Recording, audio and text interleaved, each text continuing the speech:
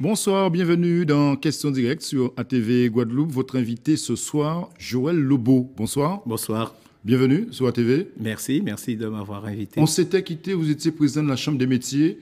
Depuis, il y a eu une élection qui a été annulée pour fraude. Comment analysez-vous cette situation? On peut dire que c'est un grand bazar aujourd'hui à la Chambre des métiers. Mais écoutez, le tribunal administratif a donné son avis là-dessus, oui, et en annulant l'élection, parce que je pense qu'ils ont dû constater qu'il y a eu des irrégularités et qu'il fallait mieux annuler l'élection. Vous attendiez à une telle situation? Mais écoutez, moi je l'avais dit dès le lendemain des élections, puisque j'ai pu le constater, et j'ai personnellement voté pour 2 entreprises. Mes enveloppes ne sont pas arrivées en préfecture. Donc il était inadmissible qu'un président de chambre de métier, oui, sortant ne puisse faire son devoir d'électeur et de voter. Donc, j'avais dénoncé déjà des pratiques douteuses. Ce n'était pas votre candidat. Et bien entendu, oui, ce n'est pas une question de candidat. Bon, personnellement, j'aurais aimé que les choses puissent se passer en toute démocratie et que le vote soit sincère, de manière à ce que les artisans de Guadeloupe, oui, puissent choisir en connaissance. Ce sont les artisans qui sont pénalisés aujourd'hui, parce que d'autres élections vont avoir lieu au mois de juin prochain. Mais tout à fait. Je pense que les artisans sont pénalisés et c'est une très mauvaise image pour l'artisanat. Oui. Je pense que depuis tantôt, nous étions dans une reconstruction de l'artisanat en Guadeloupe et qu'il fallait, bien entendu, poursuivre un travail qui a été commencé. Et voilà, c'est pas que les choses. Vous avez envie de revenir? Mais ça vous donne envie de revenir sur cette situation?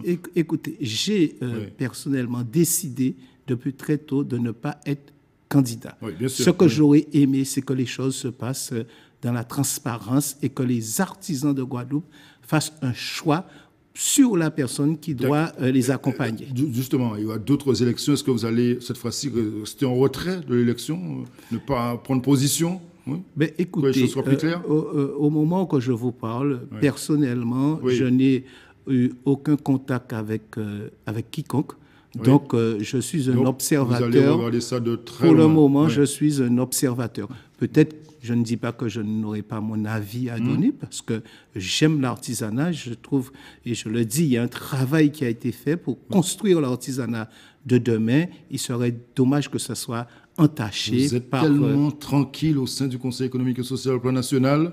Oui, vous défendez les dossiers guadeloupéens. Comment vous travaillez au quotidien? Tout à fait. Je reste dans le monde économique. Le Conseil économique et social, c'est, je veux dire, une instance qui donne des avis et je participe pleinement au développement économique au sein de la commission économique et au sein du groupe Outre-mer où nous faisons des travaux très intéressants et aussi nous le faisons sérieusement dans le bien de la population. Joël Lobo, vous êtes socialiste. Vous auriez pu être candidat aux législatives cette année. Vous avez pris de la distance par rapport à tout cela. Benoît Hamon, c'est le bon candidat pour la gauche? Je ne veux pas être candidat aux législatives. Oui. Je l'ai dit, je suis au Conseil économique. J'aurais pu. Là aussi, j'observe et je peux donner mon avis, puisque je m'intéresse à la chose publique et notamment donc, à la politique. Alors, Benoît Hamon. En ce qui me concerne, je vais parler sans langue de bois. Allez-y. Ce n'est pas mon candidat. Oh, oui. Ce n'est pas mon candidat. Benoît Hamon, et je ne soutiendrai pas Benoît Hamon aux élections présidentielles. Pourquoi? Expliquez-nous les raisons. C'est un socialiste, Benoît Hamon? C'est un socialiste, mais j'estime, moi, je suis un fervent de François Hollande, et je n'ai pas aimé le désordre.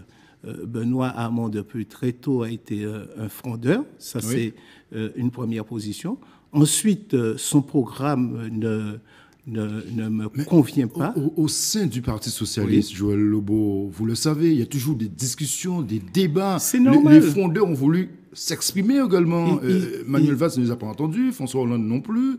C'est un peu la conséquence aujourd'hui de ce désordre au sein du parti. Non, mais et c'est dommage, parce que le Parti socialiste est un parti démocratique, oui. Oui, tout à fait. Il y a des courants à l'intérieur. Ça ne vous interpelle pas a le droit de s'exprimer. François Hollande renonce à la présidentielle, que Manuel Valls, Premier ministre, battu justement à la primaire de la gauche, c'est un désaveu aussi du quinquennat Hollande et aussi du Parti socialiste. Et vous savez, je vais vous dire franchement, aujourd'hui, on est dans un système où que, le peuple est déçu et dans sa globalité. Et on le voit à travers la droite, à travers les différents partis. Vous, le socialiste, vous êtes quelque part déçu du quinquennat Hollande, tout ce qui s'est passé, la gauche qui se déchire. Voilà.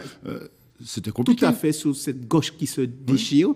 Et au lieu de se déchirer, on devrait construire les choses. Et François Hollande était dans cette posture de construire l'avenir des Français. On ne l'a pas laissé travailler. Et ça, je dois le dénoncer aujourd'hui. Et je pense que... Quel sera votre choix, justement, lors de l'élection présidentielle, le premier tour? Il faut faire un choix. Vous, l'homme de gauche, vous, le socialiste.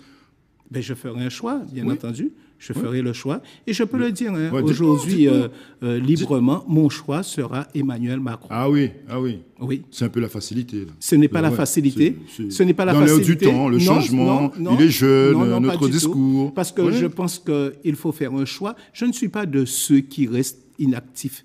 Je prends mes responsabilités. Qu'est-ce qui vous séduit justement dans ce discours d'Emmanuel Macron? Je peux argumenter mon choix, parce que c'est un homme neuf qui arrive, c'est un homme engagé dans l'avenir pour les jeunes, parce que moi je pense qu'aujourd'hui, que les jeunes, il faut qu'on s'intéresse aux jeunes. C'est eux qui doivent... C'est un discours récurrent, Joël Lebeau. Chaque élection, on évoque les jeunes. Il est temps aujourd'hui, sérieusement, très sérieusement, de s'occuper de notre jeunesse. Donc parce que si nous ne nous occupons pas d'eux, c'est eux qui vont s'occuper quelque part de nous. Vous irez voter Emmanuel Macron. Oui, je vais m'engager pour Emmanuel Macron. Vous ferez campagne localement pour Emmanuel Macron. Le soutenir, ou je vais le soutenir. Oui, je ne dis pas que j'aurai une action sur le terrain, mais en tout cas, je ferai savoir autour de moi pour qui c'est que je vais soutenir. Alors justement, j'attends une position claire pour les législatives. Pour les législatives, par exemple. Pour les législatives, vous savez... Est-ce que Victorin Lurel doit briguer un 4e mandat? Si Victorin Lurel fait le choix de briguer un 4e mandat, je vais le soutenir. S'il ne brigue pas, je soutiendrai un autre camarade. Vous êtes toujours socialiste dans l'âme. Je suis toujours et je resterai socialiste dans l'âme qui soutiendra Emmanuel Macron. Tout à fait. Oui. Voilà, c'est mon choix. C'est un peu ambigu, mais bon, engagement. On va l'accepter. Il est clair parce que je le dis franchement. Il y a d'autres personnes, vous auriez posé la question, ils auraient tourné autour du pot. Mais moi, je n'ai jamais eu la langue de bois. Merci beaucoup. Merci beaucoup, Joël Lebeau, d'être venu ce soir sur ATV. Merci encore. Bonne soirée à vous sur ATV. À demain.